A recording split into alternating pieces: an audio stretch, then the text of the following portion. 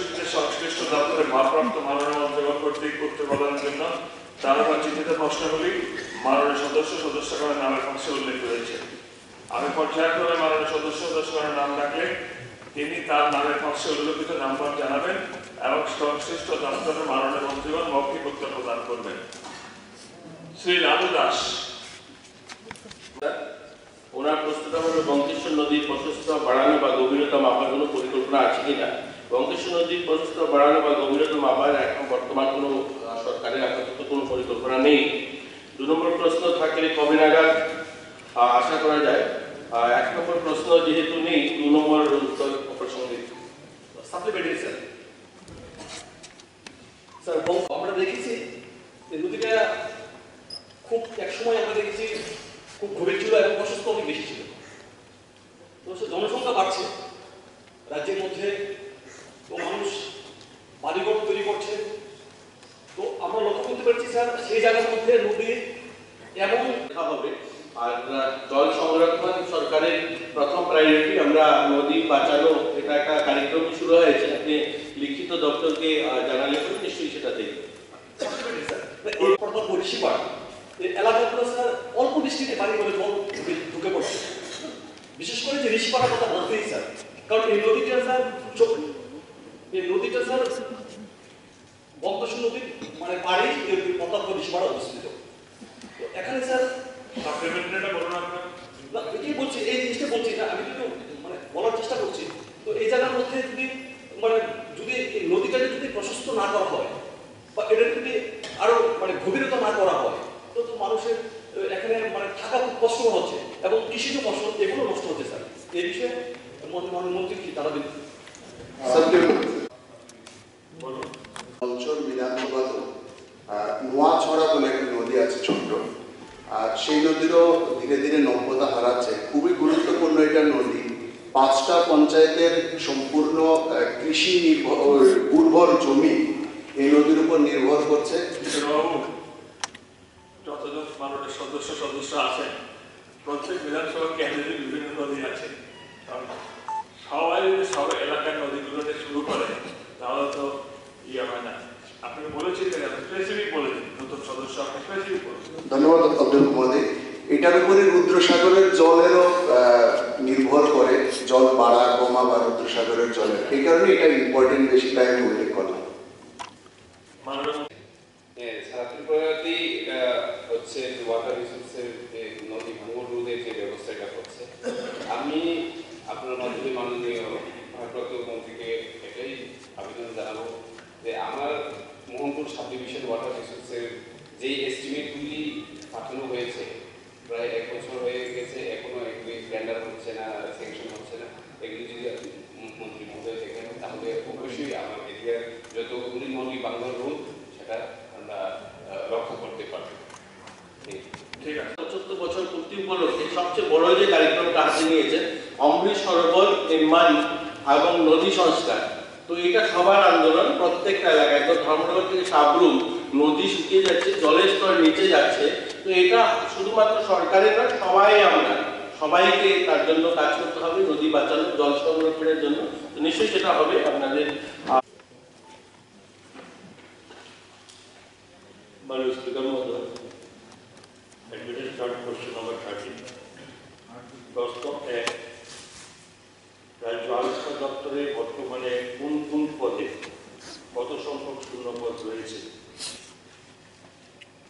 উত্তর 1/9/2023 তারিখের তথ্য অনুযায়ী রাজ্য আরক্ষা দপ্তরে যে সকল পদে শূন্যপদ রয়েছে তার সংখ্যা নিম্ন। 1 ডেপুটি এসপি কমিউনিকেশন শূন্যপদের সংখ্যা 2, ইন্সপেক্টর কমিউনিকেশন শূন্যপদের সংখ্যা 12, ইন্সপেক্টর ইউবি শূন্যপদের সংখ্যা 13, inspector AB 4, supervisor operational 54, supervisor technical 16, wireless operator ASI 77, radio technician ASI 39, head engine fitter ASI 3, engine fitter head constable 5, sub inspector UB Purush 378, Sub Inspector LC Purus 87, Sub Inspector UD Mahila 74, Sub Inspector AD Mahila 6, Assistant Sub Inspector UD Purus 346, Assistant Sub Inspector UD Mahila 37, Head Constable AD Purus 275, Head Constable UD Purus 312, Head Constable AD Mahila 11, Head Constable AD Mahila 31, Head Constable Armor 15,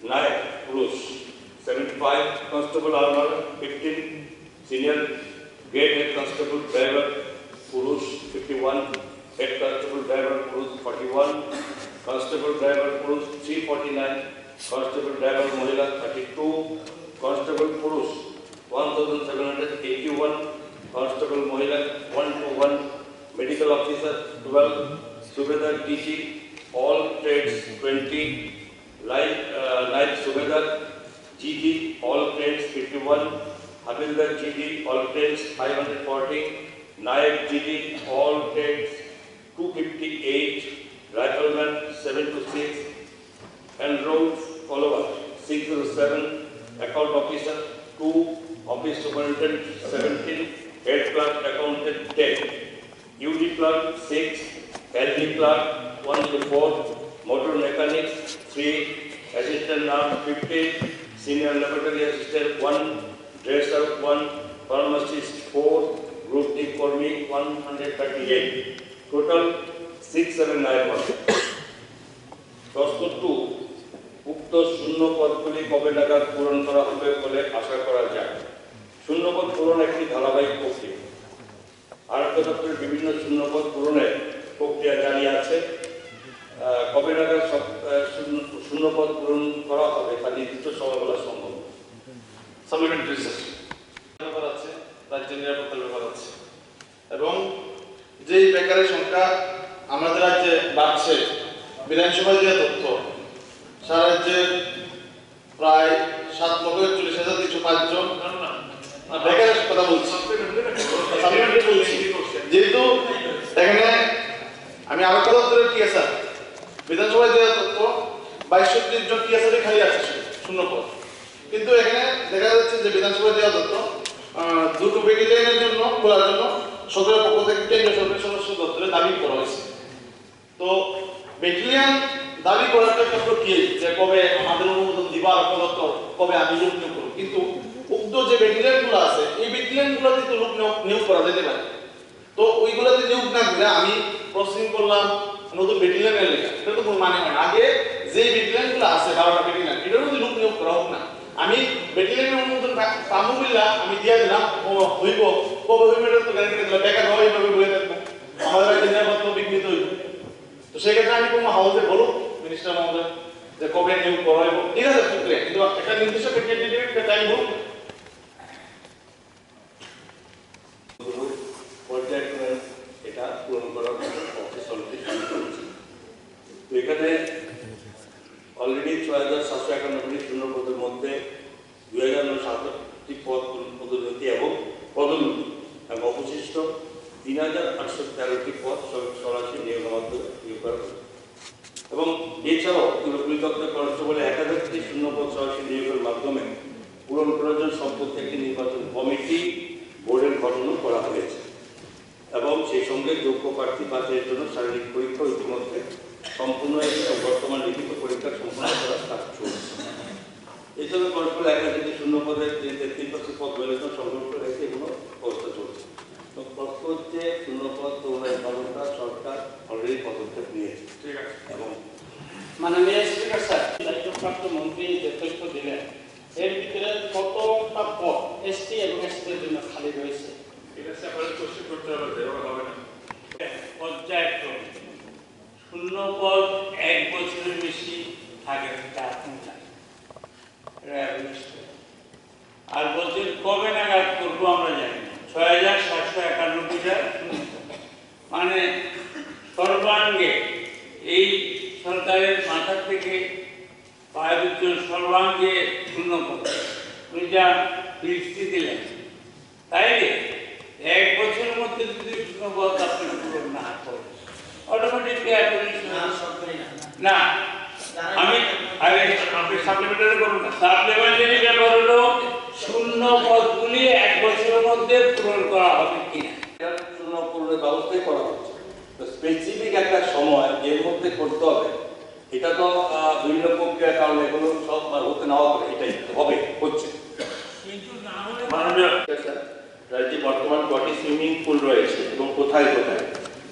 রাজ্যে বর্তমানে মোট 5টি swimming pool রয়েছে। জায়গার নাম হলো Umakanta swimming pool Agartala, Raima swimming pool Badarghat, Bimal Singha city swimming pool Udaipur, Panisagar sports কমপ্লেক্সে একটা সুইমিং পুল, মেলাঘর দ্বারা পরিচালিত একটা সুইমিং পুল রয়েছে। 5টা সুইমিং পুল রয়েছে। দ্বিতীয় প্রশ্ন হচ্ছে, বামুটিয়া বিধানসভায়, কমলাসাগর বিধানসভা এবং কোনো সুইমিং পুল নির্মাণের কোনো পরিকল্পনা রয়েছে কিনা? বামুটিয়া বিধানসভা এবং কমলাসাগর বিধানসভা এলাকায় সুইমিং পুল নির্মাণ করার পরিকল্পনা আপাতত নেই এবং ক্রীড়া দপ্তরের কাছে যদি কোনো প্রপোজাল আসে তাহলে সেটা দেখা হবে। আর 4 নম্বর প্রশ্ন হচ্ছে, না থাকার কারণ কি? বামুটিয়া এবং কমলাসাগর বিধানসভা এলাকায় পুল নির্মাণ করার প্রস্তাব রাজ্য বিষয়ক ক্রীড়া দপ্তরের নিকট আসেনি। যদি ভবিষ্যতে এই ব্যাপারে দপ্তরের নিকট যথাযথ প্রস্তাব আসে তাহলে সুইমিং পুল নির্মাণের জন্য প্রয়োজনীয় জায়গা পাওয়া যায়, আর সরকার যদি অনুমোদন দেয় তাহলে সেখানে করা যেতে পারে। সাপ্লিমেন্টারি স্যার, পশ্চিম জেলায় তো লোক প্রচুর, লোকের সমাগম, স্কুল কলেজ অনেক আছে, তো সাঁতার শেখার আগ্রহ অনেকের মধ্যে আছে, কিন্তু প্রয়োজনীয় বিশেষ করে বামুটিয়া বিধানসভা প্রত্যন্ত এলাকাতে ধরুন সে জায়গাতে না থাকার কারণে অনেকেই সাঁতার শিখতে পারে।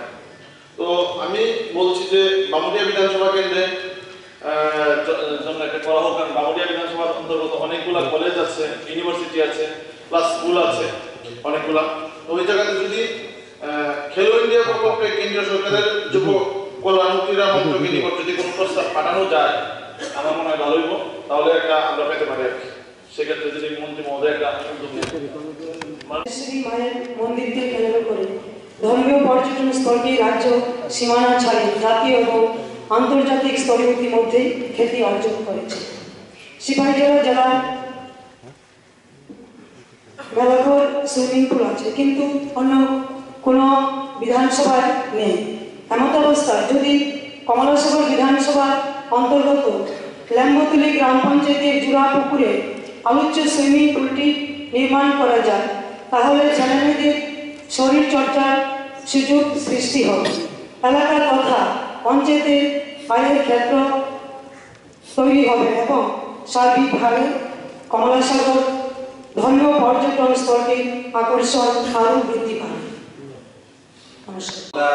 আছে কিনা, যদি থেকে থাকে তার সামান্য ব্যাখ্যা চাইছি। না না, এটা আশা করি প্রশ্ন জাস্ট একটা ড্রাইভিংয়ের জন্য সিট দিয়ে দিচ্ছে। এটা অ্যাকচুয়ালি যেভাবে সুইমিং পুল তৈরি হয় আজকে সেই ধরনের এটা কাজে এটা মানে এটাকে এই জায়গাটাকে মানে আধুনিকভাবে করার কোনো পরিকল্পনা ওনার আছে। মহাবিদ্যালয় complex Kailashahar, BBI complex Dharmanagar, sub division যুব বিষয় ক্রীড়া দপ্তর কমপ্লেক্স অমরপুর, সোনামুড়া থানার সংলগ্ন সোনামুড়া সিপাহী জেলাতে, রাম ঠাকুর মন্দির সংলগ্ন বিলোনিয়াতে, খোয়াই বয়েজ উচ্চ মাধ্যমিক বিদ্যালয় কমপ্লেক্স খোয়াই। এই 7খানা আমরা নতুন করে পাঠিয়েছি। একটা বিষয় আমরা সবার জন্য বলছি যে আমাদের এই সুইমিং পুল এটা হাই কস্টলি, এটার যে মেনটেনেন্স, প্রতিনিয়ত জলকে পরিষ্কার করে রাখা, এটা রিফাইন করার জন্য মেশিন লাগানো, আধুনিক একটা সুইমিং পুল প্রায় 10 কোটি টাকা তার মধ্যে ব্যয় করতে হবে। আর এটাতে যদি সেই পরিমাণ ছাত্রছাত্রীরা না আসে তাহলে এটাকে মেনটেন করে রাখাটাও খুব কঠিন। এর জন্য যেখানে প্রয়োজন এই 7টা জায়গা থেকে ছাত্রদের রেগুলেশন 100-200 করে এসছে, তার জন্য আমরা 7টা প্রপোজাল পাঠিয়েছি। এছাড়াও যদি রাজ্যে কোথায় প্রয়োজন থাকে, সেখানে ছাত্র সংখ্যা থাকে, তাহলে সেটার জন্য আবার নতুন করে আমরা পাঠাতে পারি। সাপ্লিমেন্টারি পুলের আলোচনা হচ্ছে বিধানসভার মধ্যে কোন এরিয়াতে সুইমিং পুল হচ্ছে, এটা তো ঠিক আছে।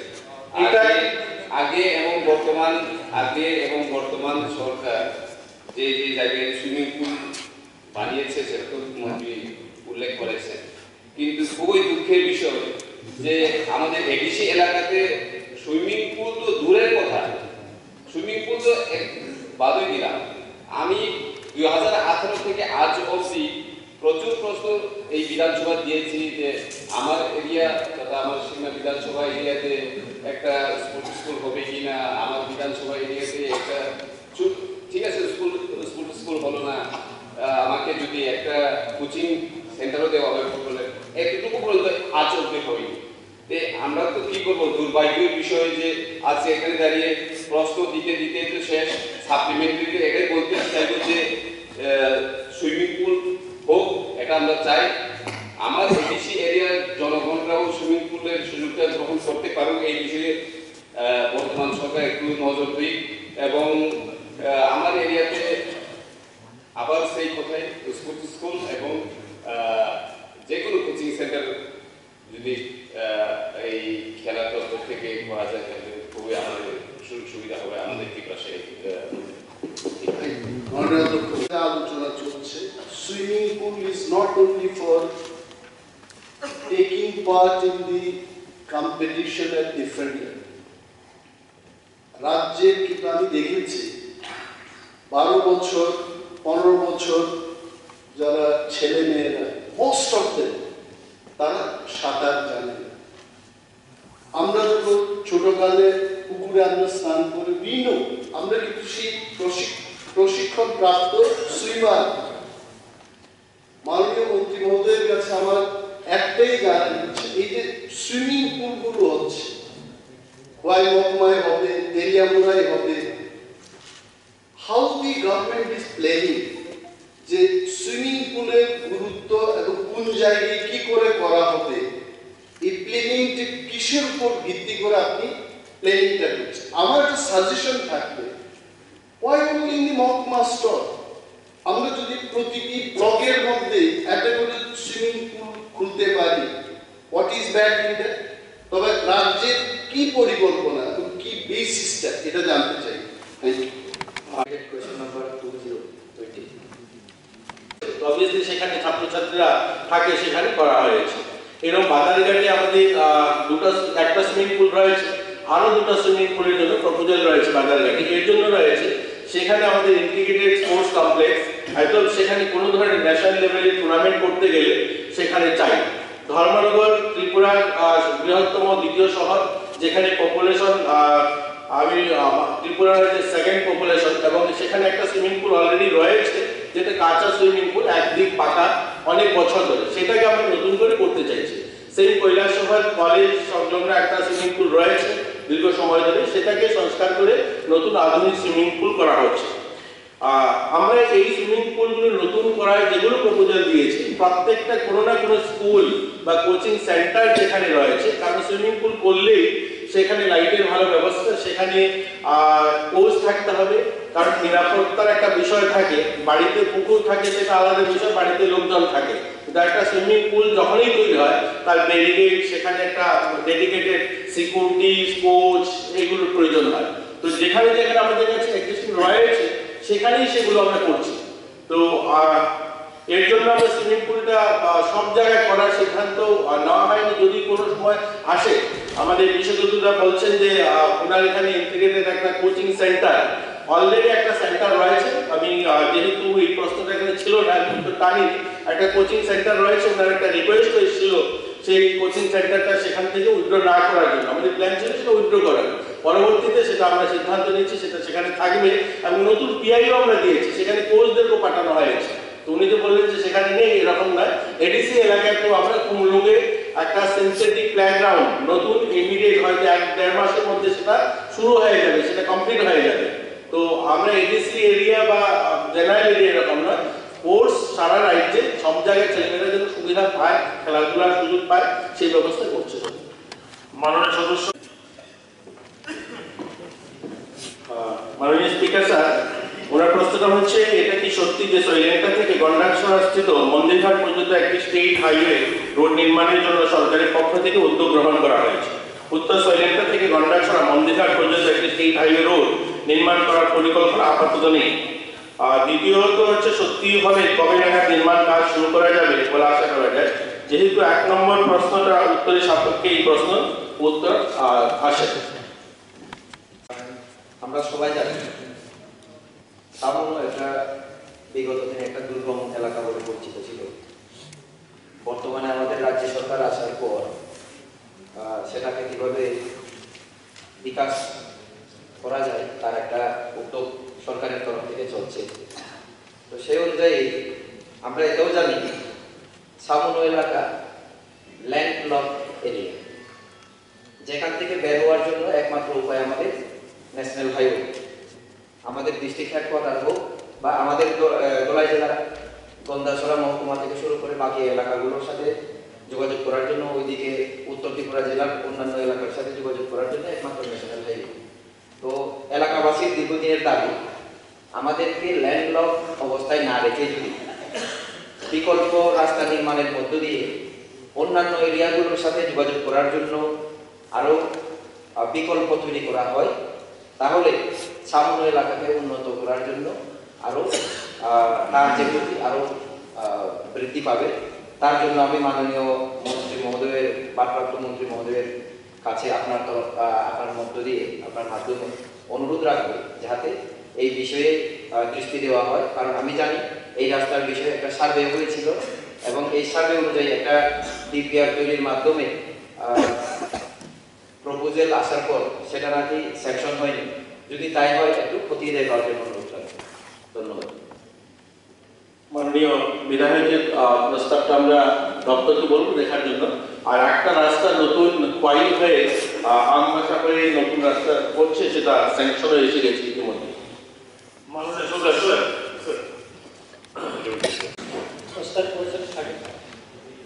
যে প্রস্তাব রেখেছে অত্যন্ত গুরুত্বপূর্ণ, আমি সমর্থন করছি স্যার। প্রধানমন্ত্রী বলেছেন এটা দেখার জন্য। আমার মনে হয় এটা ঠিক সেরকমভাবে গুরুত্ব দিয়ে বলুন যে না এটা হবে, এরকম একটা কিছু বলুন। এক এবং একই সাথে মুক্ত করছি সামনের সাথে, সামনে ঠিক না, তার আগে মিলেটটা থেকে একটা রাস্তা আগে ন্যাশনাল হাইওয়ে যেটা এখন ইয়েতে গেছে, মিজোরামে গেছে, এটা ডাইভার্ট হয়ে গেছে হচ্ছে এখন।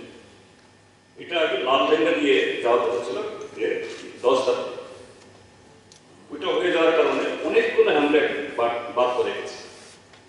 তা আমি রিকোয়েস্ট করবো মাননীয় মন্ত্রীকে এই দুটো রাস্তা খুবই দরকার সমাজের জন্য, গদ্দাছড়ার জন্য, আর ওদিকে এই দরজা এবং লালডেঙ্গা এদের জন্য এটা যেন মাননীয় মন্ত্রীটা দেখা হবে।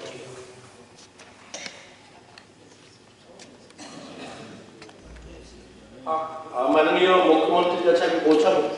আর অলরেডি একটা রাস্তা আমি ঠিক বলতে পারবো না, এই কয়েকদিন আগে ক্যান্ডর থেকে একটা বিগ রাস্তা যেটা কোয়াই আমবাসা হয়ে যেটা শিলাঝুড়ি পর্যন্ত যাবে, সেরকম একটা রাস্তা স্যাংশন হয়ে গেছে। আর এই কানেক্টিংটা আমি বলেছি সোয়েলেন্টার থেকে যে রাস্তা আছে সেটাও আমি প্রস্তাবটা রাখি। সত্যি কি NHIDCL এর সঙ্গে রাজ্য সরকারের কোনো মৌ স্বাক্ষরিত হয়েছে? এর সত্যি যে NHIDCL এর সঙ্গে রাজ্য সরকারের কোনো মৌ স্বাক্ষরিত হয়নি, কারণ ভারতবর্ষের সবগুলো জাতীয় সড়ক কেন্দ্রীয় সড়ক পরিবহন ভূতল পরিবহন মন্ত্রণালয়ের অধীনে আছে। এই মন্ত্রণালয়ের অধীনস্থ দপ্তর বিভিন্ন সময় বিভিন্ন গেজেট নোটিফিকেশনের মাধ্যমে national highway infrastructure development corporation limited, national highway authority of India PWD দপ্তরের এই সড়কগুলো উন্নতিকরণের বা প্রশস্তকরণ বা রক্ষণাবেক্ষণের দায়িত্ব ন্যস্ত করে। তাই কোনো রাজ্য সরকারের সঙ্গে ভারপ্রাপ্ত সংস্থা কোনো মৌ স্বাক্ষরিত করার প্রয়োজন হয় না। 2 নম্বর, NHIDCL এর কাজ রাজ্য সরকার কিভাবে তত্ত্বাবধান করছে? 1 নম্বর প্রশ্নের উত্তর সাপেক্ষে এই প্রশ্নের উত্তর আসে। হাইওয়ে আমাদের যতদূর সবগুলো ন্যাশনাল হাইওয়ে নতুন হয়েছে একটা রাস্তা ছাড়া, এগুলো মেনটেনেন্স 5 বছর যে এজেন্সি কাজটা করেছে সেই এজেন্সি দেখাশোনা করবে। 5 বছর পর সেটা রাজ্য সরকারের অধীনস্থ বোধহয় অটোমেটিকলি শিফট হয়ে আসে। তো উনি যেটা বললেন সেটা আমি নোট করে রাখছি। যদি নিয়ন্ত্রণ করে থাকে তাহলে রাজ্যে যে এতগুলো রাস্তা যে ন্যাশনাল হাইওয়ে হয়ে গেছে, এইভাবে কীভাবে নিয়ন্ত্রণ হবে? আমি আপনাকে তুলে ধরছি, গতকাল আমি সাবরুমে গিয়েছি। সাবরুমে যে ন্যাশনাল হাইওয়ের যে অবস্থা রাস্তাগুলি, এইগুলি মানে বলতে গেলে মানে আমাদের রাজ্য সরকারের যে রাস্তা তার থেকে অনেক খারাপ অবস্থায় পড়ে আছে। আর রাস্তার ন্যাশনাল হাইওয়ে চারিদিকে 2 সাইডে এমনভাবে দোকানপাট হয়েছে যেটা মানে ন্যাশনাল হাইওয়েকে ব্লক করার মতন হয়ে গেছে।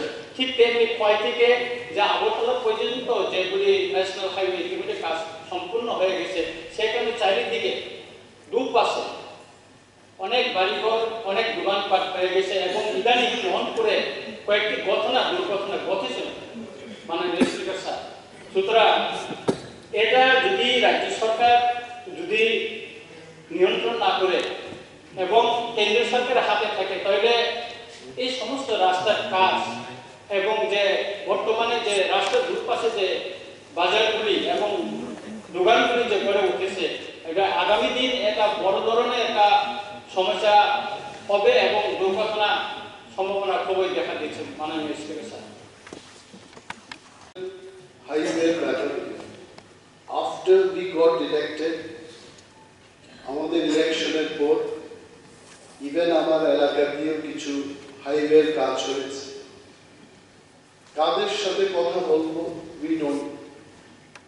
যখন NHIDCL এর কর্তৃপক্ষের কাছে আমরা ফোন করি, তারা আসতে চায়, আমাদের সাথে they don't report to the state government, না আসলেও পারে।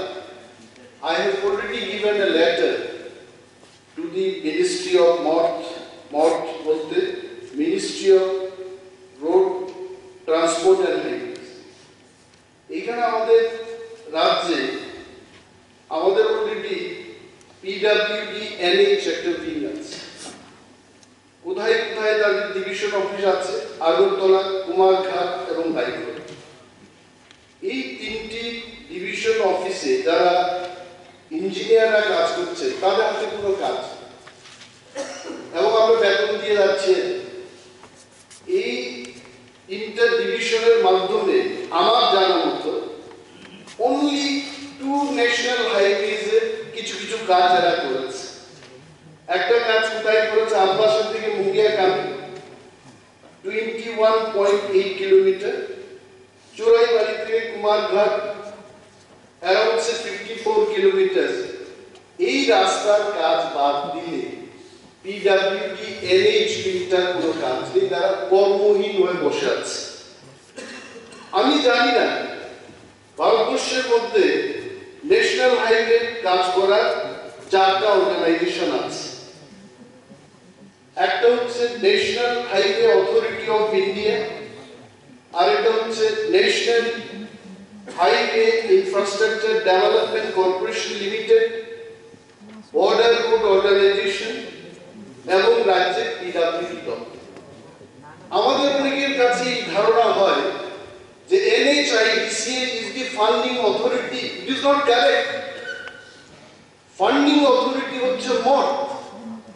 যেহেতু আমাদের স্টেট PWD এর সেই ক্ষমতা আছে কাজ করার, উইং আছে এবং কাজ করলে আমরা টাকাও পাবো। আগে ছিল 9%, এখন যদি মঠদের থেকে কাজ নিয়ে স্যার আমি বলছি, আমি এখন আসছি কেন এটা বলছি, দপ্তরকে এটা জানতে হবে। যদি আমরা ন্যাশনাল হাইওয়ে কাজ নেই, তাহলে 6% মনিটরিং, সুপারভিশন এবং এজেন্সি ফি হিসেবে আমরা পাবো। ওয়াই PWD দপ্তর, এই দপ্তরের মাননীয় ভারপ্রাপ্ত মন্ত্রী কেন মঠকে লিখে এই হাইওয়ে তৈরির কাজ হাতে নিচ্ছে না? This is my question. এটা করলে পর আমরাও জিজ্ঞেস করতে পারতাম জনপ্রতিনিধিরা, আর 6% টাকা এই PWD NH দপ্তর পেয়ে যাবে, বেতন ভাতার পক্ষে আমাদের সুবিধা হবে। মাই কোয়েশ্চন ইজ দ্যাট আগামী দিন এই পদক্ষেপ নেওয়া হবে কি? যথাযথ জায়গায় পৌঁছাবো। আর এটা আমরাও চাই, আপনি যেটা চাইছেন সেটা আমরাও চাইছি যে রাজ্য সরকার অধীনে কাজটা করলে ভালো হবে, কিন্তু সেটারও কিছু যেহেতু কেন্দ্রের একটা সংস্থা রয়েছে, তাদের এজেন্সিগুলো রয়েছে, তারাও চায় করতে। আমাদের স্টেট ন্যাশনাল হাইওয়ে অথরিটি রয়েছে, তারা তাদের সঙ্গে কোঅর্ডিনেশন করে আপনি যেটা বলছিলেন যে কাজটা কি করা হয় বা মনিটরিংটা কারা করে, যেহেতু কেন্দ্রের যেহেতু এজেন্সিগুলো করে, আমাদের স্টেট ন্যাশনাল হাইওয়ে অথরিটিও রয়েছে, তারা তাদের সঙ্গে কোঅর্ডিনেশন করে কাজগুলো করে। আমি কেন বললাম এই কথা? আসাম, মণিপুর, নাগাল্যান্ড ইত্যাদি রাজ্যে মিনিমাম 60% কাজ ওরা নিয়ে করছে। আমাদের এখানে এইটুকু কাজের জন্য একটা উইং খুলে বসে আছি আমরা। Let us take at least 40% of the national highway cost. এটা আমার প্রস্তাব থাকে।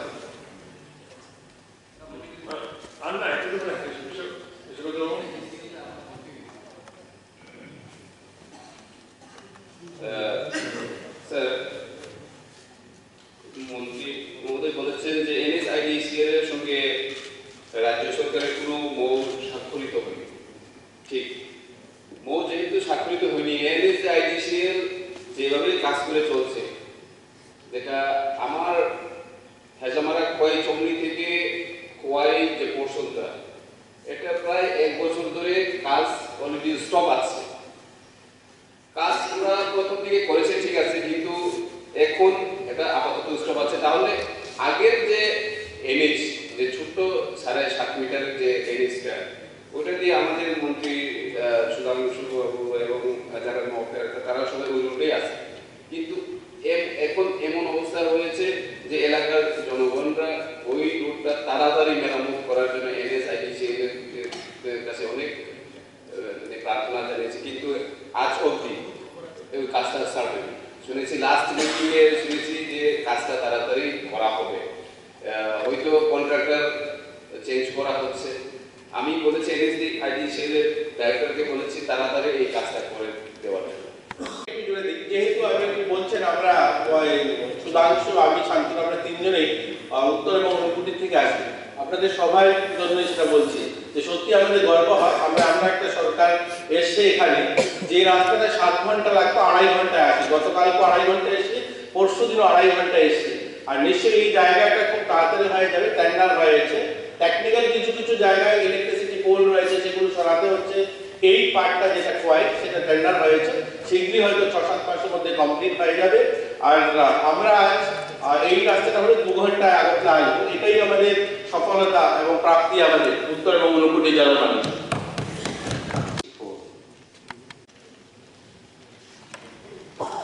মাননীয় স্পিকার স্যার, একটু আমি 2 মিনিট করে দিচ্ছি, আনসারটা আমি নিয়ে নিই। হ্যাঁ, ঠিক আছে। মাননীয় স্পিকার স্যার, আপনি কার উত্তর দিয়েছেন একটু বাবু? এটা হচ্ছে গোপালচন্দ্র রায় 6464। ওনার প্রশ্নটা হলো মহিলাদের জন্য 10% সংরক্ষণ চালু হওয়ার পর গত 2022-23 অর্থবর্ষে কতজন মহিলাদের চাকরি হয়েছে? মহিলাদের জন্য 10% সংরক্ষণ চালু হওয়ার পর ত্রিপুরা সরকারের স্বরাষ্ট্র দপ্তরের রাজ্য পুলিশে 10% সংরক্ষণের ভিত্তিতে 22-23 অর্থবর্ষের মোট 130 জন মহিলা PSL এ নিয়োগ করা হয়েছে।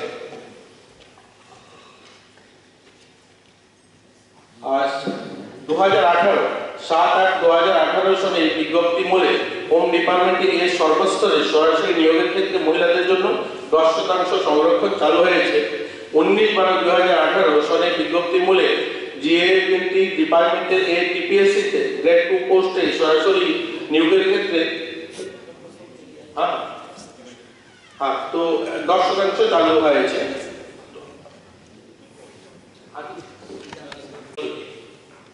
আমি আমার কোশ্চেনটা স্পেসিফিক 2022 and 23 এখানে কিন্তু হোম ডিপার্টমেন্টের ডিরেক্টরে 130 জন। মাননীয় মন্ত্রী মহোদয় কি জানাবেন যে প্রায় 64 ডিপার্টমেন্ট আছে, প্রায় ওইখানে কোন ডিপার্টমেন্ট কতজন মহিলাদের চাকরি হয়েছে কত, এবং এটাতে 100% রোস্টার মেনটেন করা হয়েছে? দেখুন, আপনার প্রশ্নটা যেটা এটাই ছিল, আমি পুরো ডিটেইলস একটু ক্লিয়ার করি। একটু আপনাদের মহিলাদের ক্ষেত্রে বা কত কর্মসংস্থান হয়েছে সেটার উত্তর আজকে রয়েছে। আর এটার মধ্যে যেটা বলেছেন আপনি মহিলাদের জন্য 10% সংরক্ষণ চালু হওয়ার পর 22-23 অর্থ বছরে আপনি লিখেছেন, এর জন্য 22-23 অর্থ বছরের কথাই বলছি আমরা। সেদিন আমাদের দেশে মাননীয় স্বরাষ্ট্রমন্ত্রী এসেছিলেন, একটা বিশাল প্রোগ্রাম হয়েছে এই সহযোগিতা। আর কোন কোন দপ্তরে কতজন মহিলাদের অ্যাপয়েন্টমেন্ট হয়েছে লাস্ট 2022 এবং 23 এবং 100% রোস্টার মানা হয়েছে? স্যার আমি একসাথে উত্তর দিয়ে কোনো হয় না। আমি তো বিভিন্ন দপ্তরে কোথায় কোথায় মহিলাদের সেটা আসবে, সেটা যখন প্রস্তাব প্লিজ প্লিজ প্লিজ ব্যাগাটা নাকিয়ে মরছে, প্লিজ মহিলাদের থাকে তার জন্য কোনো ক্যাবিনেট ডিসিশন হয়েছে কিনা এবং বিধানসভাতে এরকম কোনো রুলস ফ্রেম হয়েছে কিনা। 33 বাকিগুলো যেহেতু প্রশ্ন এখানে ছিল না তার জন্য আমরা বলি 33% যেটাতে রয়েছে সেই সংখ্যাটা আমরা বলবো, আপনার প্রশ্নটা আসেনি তার জন্য বলবো। আমার তো রিলেটেড প্রশ্ন, আমি সরকারি নিয়োগে 133% মহিলাদের জন্য রিজার্ভ ঘোষিত, যদিও মাননীয় সদস্য প্রশ্ন করেছেন 10%, তোমার কথা 33%। এবং এটা এই বিগত 2018-এর এই শাসক বলেন যে বিভিন্ন প্রচারপত্রে লেখা আছে 33% মহিলাদের জন্য তাদের সংরক্ষণ করা হচ্ছে। তো এখন আমি উত্তর চাইছি স্যার, এটা কি 10% না 33%?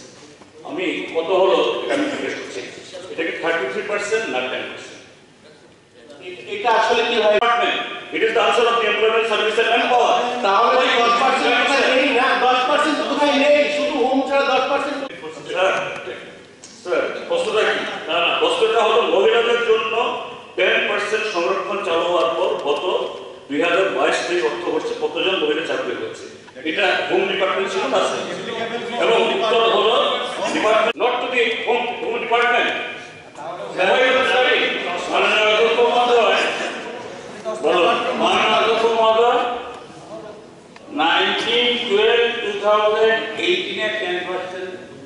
গভর্নমেন্ট অফ ত্রিপুরা ক্যাবিনেট এটা পাস করে, তারপরে প্রধান আমাদের স্বরাষ্ট্রমন্ত্রী মাননীয় অমিত শাহজি 33% বলে গেছেন গত, উনি বলেছেন যে 33% ক্যাবিনেট ডিসিশন করেছে, মহিলা চাকরি পেয়েছে, সেটাই তো আমরা চাই।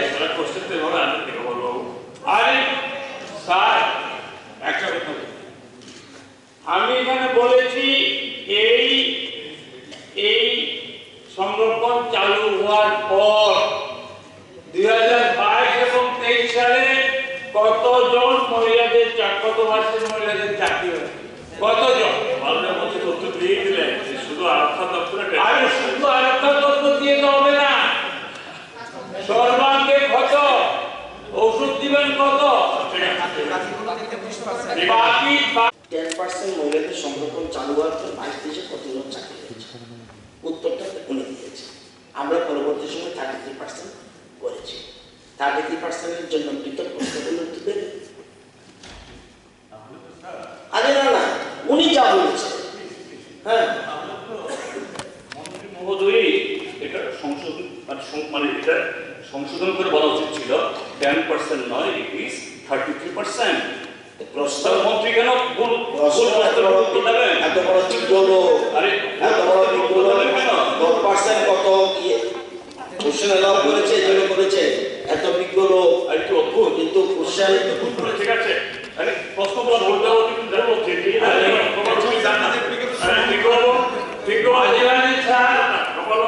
চাণক্য কিন্তু ব্যর্থ হয়, চাণক্য ব্যর্থ হয়, মাননীয় মন্ত্রী জানা উচিত। ঠিক আছে, বিরোধী দলে দেখেছি উনি কি করেছেন, প্রশ্নটা হলো 10% চালু করার পর আজ অব্দি কতজন মহিলা, কোন ডিপার্টমেন্টে কতজন মহিলা চাকরি হয়েছে? এটার জন্য প্রশ্ন করলে উত্তর পাওয়া যাবে, কিন্তু সবগুলি দপ্তরে 30% আমরা দিচ্ছি।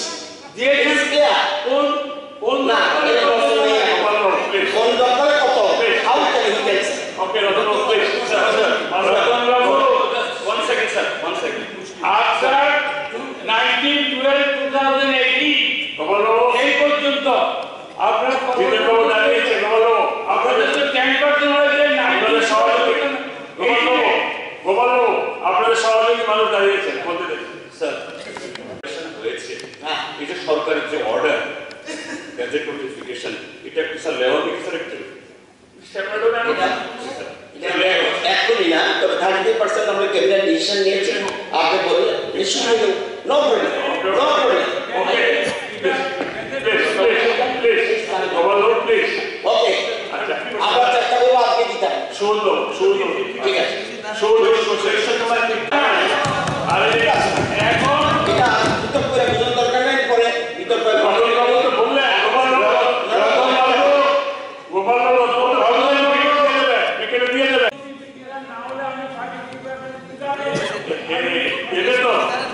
আমি গোপাল রোড জিতেন বুঝে গেছে তো গোপাল রোড জিতেন বুঝে গেছে তো জিতেন বাবু তো বুঝেছে আমাদের বুঝতে হবে। আমার বক্তব্য হলো গ্যাজেট নোটিফিকেশন যদি না বললেন তো অভিজ্ঞ ব্যর্থ চাণক্য বললেন যে স্থাপনের পরিকল্পনা আছে কিনা? উত্তর হ্যাঁ আছে। চৈলাম বিধানসভায় 9টি গভীর নলকূপ বসানোর পরিকল্পনা দপ্তর ইতিমধ্যে নিয়েছে। তার মধ্যে 2টি ডিপ টিউবওয়েল অলরেডি বসানো হয়ে গেছে। চৈলাম বিধানসভা এলাকায় 182 হেক্টর জায়গায় কৃষিকাজের সেচের ব্যবস্থা হবে এই নলকূপগুলো যখন কমপ্লিট হয়ে যাবে।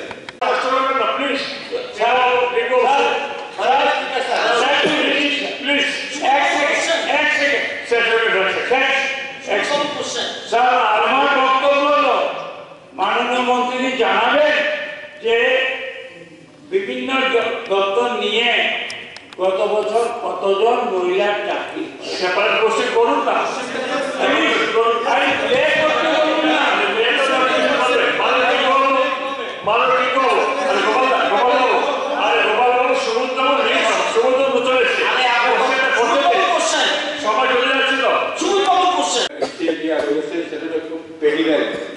কৃষকরা কৃষিকাজের উপর নির্ভরশীল। বাকি যদি জৈনব ব্লকের অন্তর্গত 9টা এডিসি ব্লিচ রয়েছে, এই 9টা এডিসির ভিতরে কোনো এডিসি ব্লিচকে মানে জলসেচের ব্যবস্থা নেই। তবে আমি আসার পর অন্তত 2-3টা এডিসি ব্লিচের হোক, তবে একটা জলসেচের ব্যবস্থা করা হোক। দুটা এডিসি এলাকায় হচ্ছে Admitted start question 244. আপনারা উচ্চারণ করছেন যে 9টা এডিসি ভিতরে থাকলে আপনি বলুন, এটাই আমি কষ্ট করছি। যদি দপ্তরের কাছে প্রপোজাল পাঠান না আমার কোশ্চেনটা হচ্ছে আমার in my general constituency so there is no water leakage only other proposal আসে নিশ্চয়ই সেটা বিবেচনা আপনারা ইসি হচ্ছে একটা হচ্ছে ভিলেজ কমিটি ইসি এইপেন্ট চৈলিখেলা একটা চৈলিখেলা my constituency একটা হচ্ছে বিক্রম দেববর্মার এরিয়াতে ওই এরিয়া হচ্ছে আর একটা রমণী দেববর্মা ওই এরিয়াতে হচ্ছে দুটো এডিসি এলাকাতে দুটো অলরেডি বসানো কোন ডিস্ট্রিক্টে 244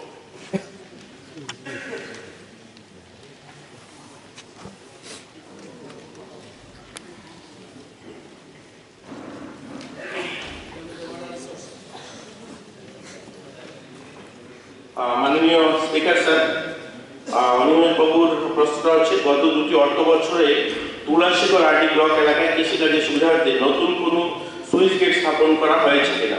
গত 2টি অর্থ বছরে তুলাশিকর আরডি ব্লক এলাকায় কৃষিকাজের সুবিধার্থে নতুন কোনো সুইচ গেট পূর্ত দপ্তর বা জল সম্পদ বিভাগ থেকে স্থাপন করা হয়নি।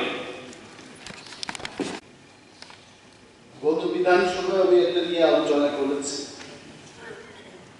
ত্রিপুরা রাজ্যের গ্রাউন্ড ওয়াটার লেভেল কিন্তু নিচে চলে যাচ্ছে।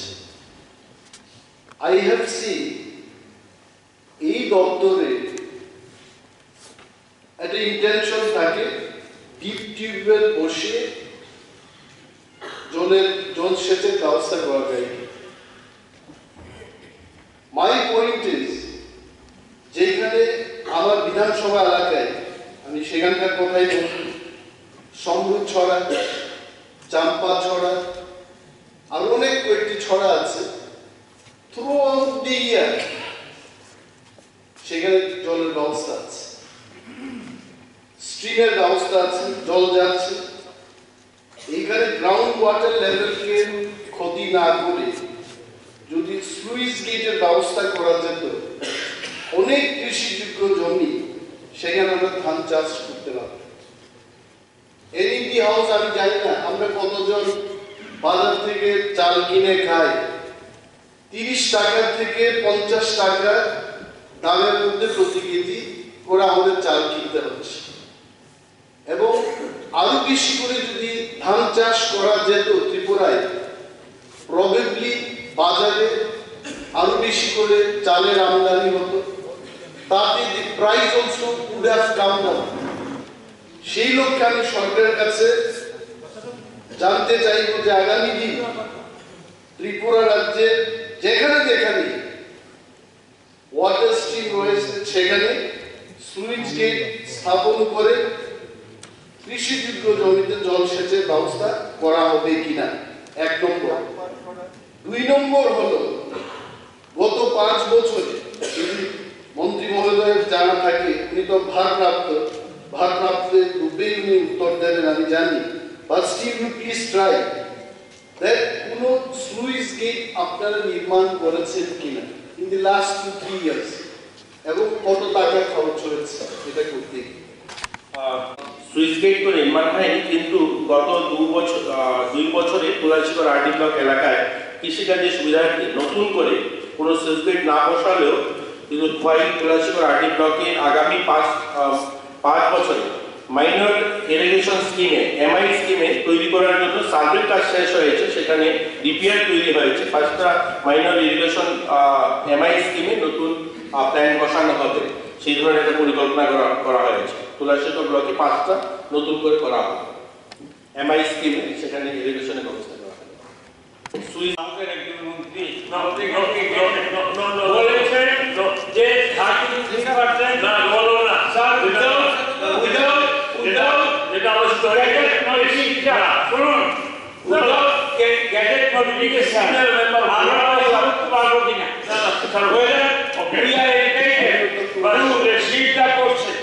এখানে নোটিফিকেশন কোন 33 very important কথা বলছি। Do you have the information ত্রিপুরায় কয়টি স্লুইস গেট আছে এবং তার মধ্যে কয়টা সচল কয়টা অচল আছে আপনি বলতে পারবেন? Please tell me.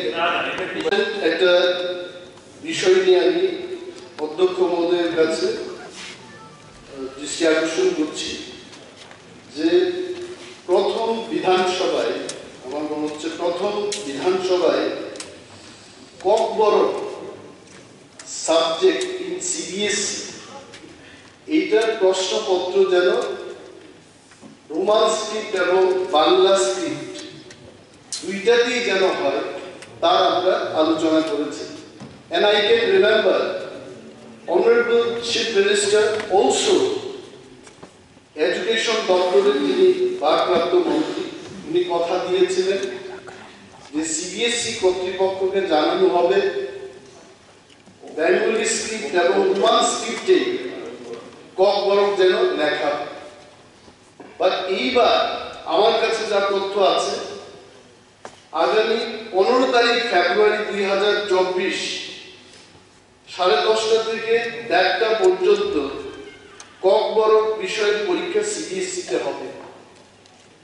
সিবিএসই বলেছে রোমান স্ক্রিপ্টে লেখা চলবে না, বেঙ্গলি স্ক্রিপ্টেই হবে।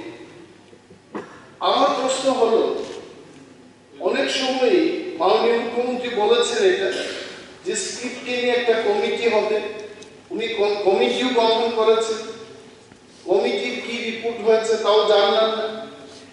অ্যানাদার পয়েন্ট ইজ, একটা আরটিআই দিয়ে আমরা জানতে চেষ্টা করেছি যে সিবিএসইতে ককবরককে নিয়ে রাজ্য সরকারের কোনো পলিসি বা অর্ডার আছে কিনা। এখানে আরটিআইটা করা হলো 19 তারিখ 9/2023, মানে কয়েক মাস আগে। এখানে গভর্নমেন্ট উত্তর দিয়েছে there is no government order regarding the framing of CBSE Cockburn language question paper in Bengali script. এটাই যদি সত্য হয় তাহলে কি করে director of Kokborok and other minority language Shiksha Bhavan Agartala থেকে 13 তারিখ অক্টোবর 2022 একটা চিঠি করে সিবিএসই কে লিখেছে যে CBSE examination may be prepared in Bengali script as per policy decision of the government. গভর্নমেন্টের যেখানে কোনো পলিসি নেই সেখানে কি করে ডাইরেক্টর মহোদয় সিবিএসসি কে চিঠি লিখে জানাতে পারে যে বেঙ্গলি স্ক্রিপ্টেই হোক? এবং যারা বলছে, এখানে আমি শুনেছি আমরা যখন ডিবেটটা করি তখন বলছে যে সিবিএসসি কর্তৃপক্ষের বাই স্ক্রিপ্টে হবে না, ট্রাই স্ক্রিপ্টে হবে না, তাদের একটা স্ক্রিপ্টেই চায়। তাহলে আমার প্রশ্ন হচ্ছে, এখানে সিবিএসসি ক্লিয়ারলি বলেছে যে সংস্কৃতে যারা লিখবে তারা বাংলায় লিখতে পারবে, তারা রোমানে লিখতে পারবে, তারা দেবনাগরীতে লিখতে পারবে। সংস্কৃতের জন্য যদি 3টা স্ক্রিপ্টে লেখা যায়, কম্পর্কের ক্ষেত্রে কেন হবে না? এবং পালি ল্যাঙ্গুয়েজের ক্ষেত্রে, পালির ক্ষেত্রে বলেছে একই ব্যাপার, বাংলায় লিখুন, রোমানে লিখুন।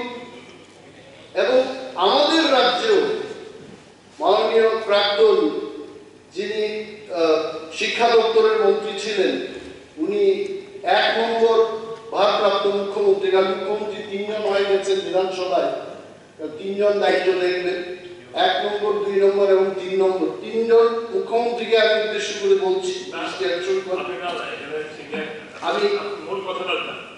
আমি বলছি স্যার যে 1973-তে Tripura board of secondary education act চালু হয়েছে এবং সেখানেও ওই অ্যাক্টের মূলে 2008 সালে রেগুলেশনটা হয়। সেখানে রেগুলেশনে কি বলেছে? রেগুলেশনের 18(2) সেখানে বলেছে script use for Sanskrit words while answering a question paper in Sanskrit shall be either in Bengali or English or Devanagari. আমাদের এখানে বলেছে 18(3) নম্বরে বলেছে রুসাই ল্যাঙ্গুয়েজ নিয়ে যারা লিখবেন রোমানে তারা লিখবে। স্ক্রিপ্ট ফর পালি, রোমান or বেঙ্গলি এরও আমাদের এখানে করেছে। তাহলে আমাদের ত্রিপুরা বোর্ড অফ সেকেন্ডারি এডুকেশনের ক্ষেত্রেও কেন কম্পরকের জন্য অ্যামেন্ডমেন্ট নিয়ে সেখানে রোমান এবং বাংলায় লেখা এই ব্যবস্থা হলো না? 5,000 students will be writing the exam on 15th of February. এদের ভবিষ্যৎ কি হবে? None of them they will be able to write কম্পরক in Bengali. তা বাংলাতেই এরা পড়াশোনা করে না, এদের লাইফে কি হবে? এই আলোচনাটা এই কারণে আনলাম। 15 তারিখ ফেব্রুয়ারি এখনো দেরি আছে। Let the directorate or let the minister or let the government write to the CBSE কর্তৃপক্ষ এবং রোমান স্ক্রিপ্টে যারা লিখবে তাদের লিখতে পারে সেই ব্যবস্থা যেন গ্রহণ করা হয়। স্যার আমি একটু সম্ভবত সেকেন্ড সেশন, তখন বোর্ডের একজন ছিল অমরপুরের একটা স্কুলে একটা অভিযোগ হয়েছে এরকম, একজন টিচার তিনি অঙ্কি, তিনি সবাইকে যে কোনো একটা স্ক্রিপ্টে লেখার জন্য বাধ্য করেছেন। এই প্রশ্নটা এসেছিল, তখন মাননীয় মুখ্যমন্ত্রী বলেছিলেন যে না, এরকম হয়নি। ত্রিপুরাতে যা প্র্যাকটিস চলছিল এই প্র্যাকটিসই চলছে। প্র্যাকটিসটা কি? কেউ বাংলা হরফে লেখেন, কেউ রোমান হরফে লেখেন, এটা আছে, এরকম কোনো দেওয়া হয়। পরবর্তী সময়তে সেই শিক্ষক মহাশয়ের ব্যক্তিগত জীবনে এটা নিয়ে অনেক ঘটনা ঘটেছে, আমি বলতে চাই। এবং এই হাউসকে এসব করেছেন মাননীয় মুখ্যমন্ত্রী যে হ্যাঁ, এই সিবিএসসিকেও অ্যাকর্ডিংলি স্টেট গভর্নমেন্টের তরফ থেকে বলা হয়, কিন্তু এখন দেখা গেল তাহলে যেরকম বলা হয় এতে মোর দেন 5,000 স্টুডেন্টস যারা ইয়ে থেকে রোমান স্কুলে লিখে আসছে, এদের এখন তাদের লাইফটা জিওপার্টাইজ হবে, এরা লিখতে পারবে না। এটা তো একেবারে বলা যেতে পারে একটা খুব প্ল্যানফুলি একটা অংশের ছাত্রছাত্রীদের ভবিষ্যৎটাকে অন্যভাবে ঘিরে দেওয়া। এই ক্ষেত্রে সরকার কি ভূমিকা নেবেন এটা ক্লিয়ার হবে স্যার, স্পষ্টভাবে বলতে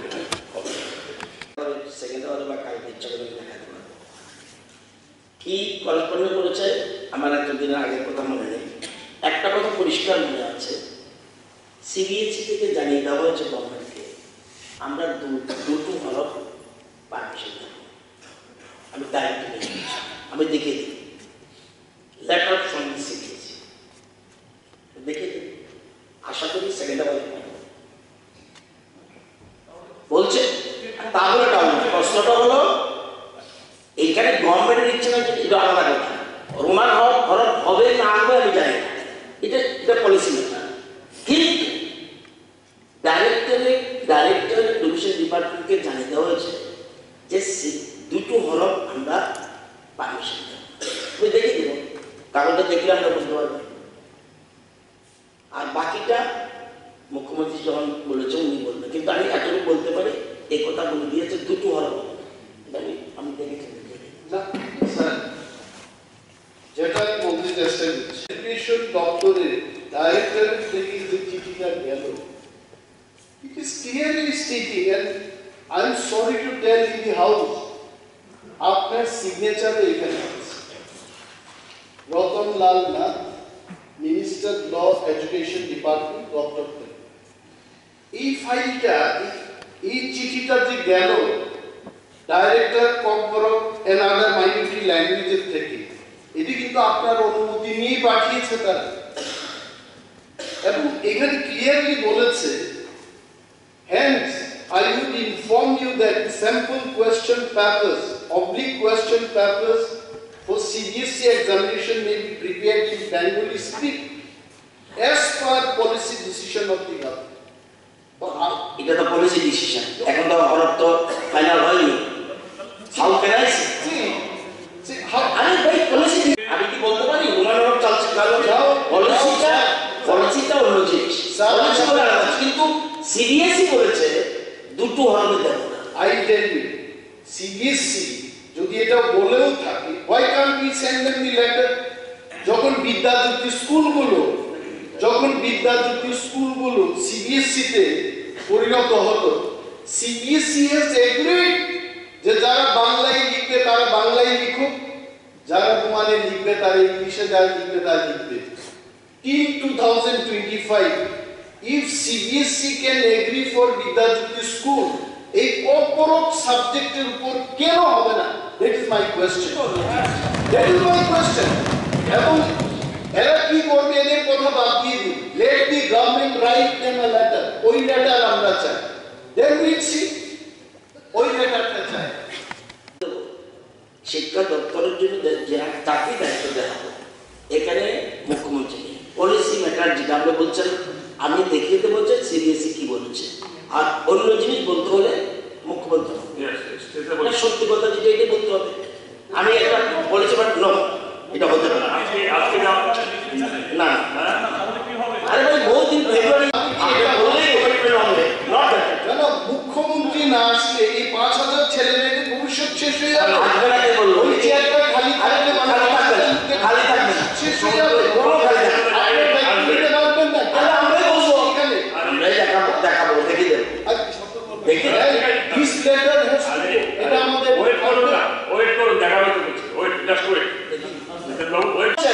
কেন বলছেন আমাদের সময়টা বলেছেন দেখা দিয়ে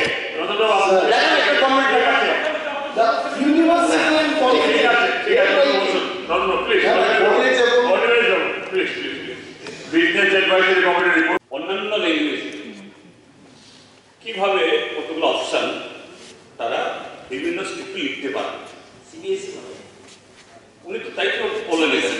হ্যাঁ, তো সেই ক্ষেত্রে কেন কম বরফের বেলায় একটা স্পেসিফিক একটা হবে, সেটা তো বলবে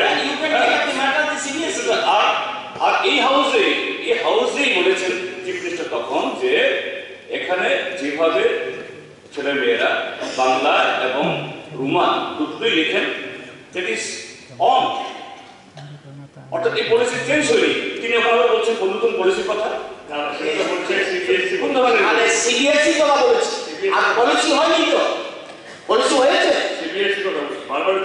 রোমান হরফের পলিসি হয়েছে ত্রিপুরা স্টেটে এই আপনারা তো করেননি, তাই তো ঠিক। আরে আমাদের তো করেননি, রোমান লিখতো আপনারা বলছেন হ্যাঁ এটাই চলছে, আমরা তথ্য দিয়েছে দুটো হবে না, রেসপেক্ট করবেন না। আমাদের সময় একটা দুটো স্ক্রিপ্টে লেখা হতো, যার ইচ্ছা যেরকম স্ক্রিপ্ট। না না না বলতে দিচ্ছেন ও একটা কাগজ দেখাবেন, দেখান। আপনি মন্ত্রী ছিলেন, দেখান। ঠিক আছে, আমি যেটা বলছি দেখাবো, আপনি দেখান। এখন সবাই পেশ করার জন্য আমি উপাধ্যক্ষ মহোদয়কে অনুরোধ করছি। কথা বলছি, do you have the information ত্রিপুরায় কয়টি স্লুইস গেট আছে এবং তার মধ্যে কয়টা সচল কয়টা অচল আছে আপনি বলতে পারবেন? Please tell me. গত বিধানসভায় আমি এটা নিয়ে আলোচনা করেছি। ত্রিপুরা রাজ্যের গ্রাউন্ড ওয়াটার লেভেল কিন্তু নিচে চলে যাচ্ছে। আই হ্যাভ সিন এই দপ্তরে একটা ইন্টেনশন থাকে ডিপ টিউবওয়েল বসে জল সেচের ব্যবস্থা করা যায়। মাই পয়েন্ট ইজ, যেখানে আমার বিধানসভা এলাকায়, আমি সেখানকার কথাই বলি, সমরুদ ছড়া, চাম্পা ছড়া, আর অনেক কয়েকটি ছড়া আছে, থ্রু আউট দি ইয়ার সেখানে জলের ব্যবস্থা আছে, স্ট্রিমের ব্যবস্থা আছে, জল যাচ্ছে। এইখানে গ্রাউন্ড ওয়াটার লেভেলকে ক্ষতি না করে যদি স্লুইস গেটের ব্যবস্থা করা যেত, অনেক কৃষিযোগ্য জমি সেখানে আমরা ধান চাষ করতে পারতাম। এনইপি হাউস আমি জানি না আমরা কতজন বাজার থেকে চাল কিনে খাই, 30 টাকা থেকে 50 টাকা দামের মধ্যে প্রতি কেজি করে আমাদের চাল কিনতে হচ্ছে। এবং আরো বেশি করে যদি ধান চাষ করা যেত ত্রিপুরায়, প্রবাবলি বাজারে আরো বেশি করে চালের আমদানি হতো, তাতে the price also would have come down. সেই লক্ষ্যে আমি সরকারের কাছে জানতে চাইব যে আগামী দিন ত্রিপুরা রাজ্যে যেখানে যেখানে ওয়াটার স্ট্রিম রয়েছে সেখানে সুইচ গেট স্থাপন করে কৃষিযোগ্য জমিতে জলসেচের ব্যবস্থা করা হবে কিনা, 1 নম্বর। 2 নম্বর হলো, গত 5 বছরে যদি মন্ত্রী মহোদয়ের জানা থাকে, উনি তো ভারপ্রাপ্তের রূপে উনি উত্তর দেবেন আমি জানি, but still you please try that কোনো স্লুইস গেট আপনারা নির্মাণ করেছেন কিনা ইন দি লাস্ট 2-3 ইয়ার্স, এবং কত টাকা খরচ হয়েছে এটা করতে। এই ডিজিআর ব্যবহার সম্পর্কে তো অনেকে বলেছেন, আমি তাদেরকে ধন্যবাদ জানাচ্ছি। কিন্তু এটার সঙ্গে এই শীতকালে সারা রাত কীর্তনের একটা ব্যবস্থা, সারা রাত কোথাও কোথাও কীর্তন শুরু হয়েছে, ওইটা এত অনেকটা চুঙ্গা লাগে, এই কীর্তনটা যেমন এমনভাবে বাজানো হয় সেখানে মানে এখনো পরীক্ষা চলছে, কোথাও যেমন খোয়াই পরীক্ষা চলতেছে, ওই সমস্ত মানে সারা রাত কীর্তনের জন্য অনেকে পড়াশোনা সমস্যা হচ্ছে। আর দ্বিতীয়ত হলো গ্রাম অঞ্চলে, শহর এলাকা বাদে গ্রাম অঞ্চলে আজকাল সুপারস্টার অর্কেস্ট্রার নামে সারা রাত ডিজিআর বাজিয়ে সেখানে নাচ গান হচ্ছে। পুলিশ প্রশাসনকে বললেও তারাও সেরকম কোনো করছে না। আমি কিছুদিন আগে খয়ে থানাতে আমি এসপিটাকে ফোন করেছিলাম যে আমার খয় দেড়সার এলাকাতে এরকম একটা হচ্ছে, আপনি এটা বন্ধ করুন, ওনারা ফিরে আছে কিছু করেন। আর এই যে সুপারস্টার, এই যে অর্কেস্ট্রা, এটার নামে ওইখানে জুয়া খেলা হচ্ছে, সেটা বন্ধ হচ্ছে না। আমি এখানে একটা সূত্র একটা তুলে ধরবো যে আমাদের মাননীয় মন্ত্রী আমার কাকা, যে ওনার কেন্দ্রে অবিচরণ এলাকায় একটা বুড়ি খান ওইখানে একটা মেলা হচ্ছে। আগে সেখানে মেলা একদিনে হতো, আজকাল এখানে 7 দিনে মেলা হচ্ছে। সারা রাত এখানে ডিজার বাজানো হয়, এখানে সুপারস্টার নাচানো হয় এবং সেখানে জুয়া খেলা হয়। সুতরাং আমি অনুরোধ করব এগুলি বন্ধ করার জন্য যথাযথ যেন ব্যবস্থা নেওয়া হয় পুলিশ প্রশাসন থেকে। এই বিষয়ে সরকারের তরফ থেকে একটা কড়া মানে বার্তা দেওয়া হয়। ধন্যবাদ। পিএসসি মিটিংয়ে তখন আমাদের সদস্য নিয়ে সালাম উঠেছিলেন, এটার সম্বন্ধে একটা কড়া ব্যবস্থা কীভাবে নেওয়া যায় এটা সিরিয়াস করবে। এবং আজকে দেখলাম ট্রেজারি অপোজিশন সবাই মিলে এই ধরনের একটা মধ্যে পার্টিসিপেট করেছে। এটা দুইটা সাইড, একটা হলো অ্যাওয়ারনেস খুব ব্যাপকভাবে, আরেকটা সাইড হলো পুলিশ অ্যাকশন। একটা ছাড়া একটা চলবে না। তো পলিউশন কন্ট্রোল বোর্ড মানে যারা আছে তারা কিন্তু অ্যাকশন করবে, তারা করবে অ্যাওয়ারনেস প্রোগ্রাম। তো এখানে দপ্তরের আধিকারিক বসে আছে, ওনারা করছে, কিন্তু আমি বলবো আরও ব্যাপকভাবে যাতে এই অ্যাওয়ারনেস প্রোগ্রামটা আরও বেশি করে যেন করা হয় এটা দেখবেন। আর পুলিশের আধিকারিক আমি মাননীয় মুখ্যমন্ত্রীর সাথে কথা বলবো যে এইচডিপিও বা পুলিশ ডিপার্টমেন্ট তাদেরকে রিকোয়েস্ট করা হবে and for the provisions of the noise control rules যেটা এটা যেন স্ট্রিক্টলি এটা ফলো করা হয়, এটা যাতে ব্যবস্থা গ্রহণ করে ওনাকে বলবো আমি। এবং আমরা সবচেয়ে বড় কথা ভারতবর্ষে এই প্রথম আমি জানি কিছুদিন আগে মধ্যপ্রদেশ সরকার Trinamool government chief minister 13 December 2023 উনি এটা খুব নতুন একটা বিল এনে ভালো একটা অ্যাকশন নিয়েছেন। এবং ওইখানের মধ্যে ওইটা আমরা হিন্দি ভার্সানটাকে ইংলিশ করিয়েছি আমাদের এখানে, ওইটাকে ফলো করে আইনটাকে আরো কঠিন করা যায় কিনা, মানে এটাকে করা যায় কিনা মধ্যপ্রদেশের সবটা পড়িনি আমি, ওইটাকে ফলো করে কিছু করা যায় কিনা সেটা আমি দেখবো।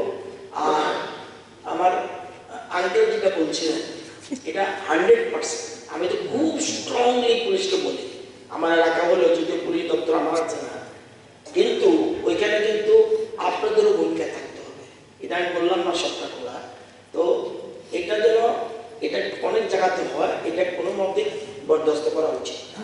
এবং অনেকের কিন্তু সমাজের অনেক মহিলারা মানে তাদের পয়সা করি সব নষ্ট করে, যারা একটু ইনভলভ হয় সব নষ্ট করে ফেলছে। তো এই বিষয়গুলি আজকে আলোচনা হয়েছে। আমি আধিকারিক মহোদয় আছে, উনিও বলবেন, আমি মাননীয় মুখ্যমন্ত্রীর সঙ্গে ওনার দপ্তর, উনি এই দপ্তর পরিচালনা করেন, আমি ওনাকে কাছে বলবো যে আমরা আরো ইয়ে করি। আসলে ঠিকই এটা সিরিয়াস কন্ডিশন, হ্যাঁ 2 রকম আছে, একটা সিস্টেম আছে, ওইটা এরকম করা যায় কিনা আমি দেখেছি এখানে একটা তারা করেছে। According to Rule 3.1 and 4.1 of Noise Pollution Regulation and Control Rules 2000 as amended, generally following the provisions of the noise standards under the permissible maximum noise limit in decibels mentioned in the schedule for the rules. Use of maximum 0 to decibels of medium size should be allowed. Due permission of DJ and loudspeaker, যেটা আপনি কীর্তন বলছেন, এটা হচ্ছে loudspeaker, must be taken from the competent level. এগুলি করা উচিত। তো সরকার নিশ্চয়ই আরও আজকে হওয়ায় আমরা আমাদের বলে দেওয়া হয়েছে, সেজন্য আমরা এই ব্যাপারটা আমরা প্রয়োজনীয় পদক্ষেপ গ্রহণ করব। 1 মাস 1.5 মাস চলছে পার্টি, আরেকটা পূজা আসলো, তারপরে হচ্ছে শুধু 1-2টা থানা, প্রায় সমস্ত থানাগুলো। এবং এটা জনগণের অভিযোগ হলো এই থানাগুলোর সাথে একটা আন্ডারস্ট্যান্ডিং করে যারা জোয়া বসায় এই সমস্ত সংগঠিত করে, আর সারা রাত ধরে এইভাবে গোটা যে আমাদের ইয়াং জেনারেশন এদের ভবিষ্যতে শেষ হচ্ছে। এই হাউস থেকে একটা ঠিক আছে মাননীয় মুখ্যমন্ত্রী আজকে নেই, একটা স্ট্রং মেসেজ যা হোম ডিপার্টমেন্টের কাছে, এগুলি বন্ধ হোক সবার সাথে।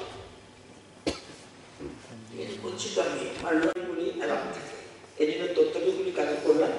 আপনি যেটা বলেছেন এই ব্যাপারটা সব জায়গায় সব থানা ইনভলভমেন্ট এগুলি বলা যাবে না, ঠিকঠাক কোথাও কোথাও বলতে পারে, কিন্তু সেগুলি কীভাবে আরও শক্তভাবে মোকাবিলা করা যায় নিশ্চয়ই সরকার এই ব্যাপারে প্রয়োজনীয় পদক্ষেপ গ্রহণ করবে।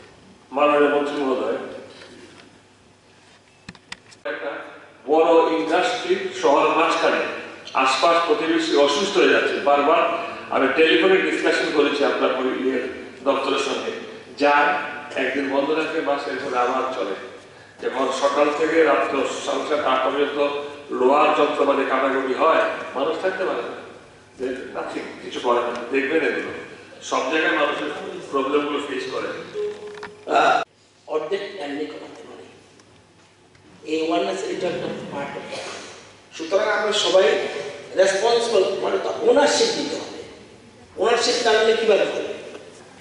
ওনারশিপ দিতে হবে। আমরা যার যার এলাকার দায়িত্ব কিছুটা নিতে হবে, সবটা পারবে না, কিন্তু পুলিশের ব্যবস্থা করবে। সুতরাং আমাদেরও কিছু দায়িত্বটা যেন আমরা দায়বদ্ধ হই, সমাজের কাছে উদ্দেশ্য ভাবতে হবে। সঠিক করে ফেলেছি, কিন্তু বেরোই নেই, এবার ডিএম প্রশাসনকে দিয়ে আটকে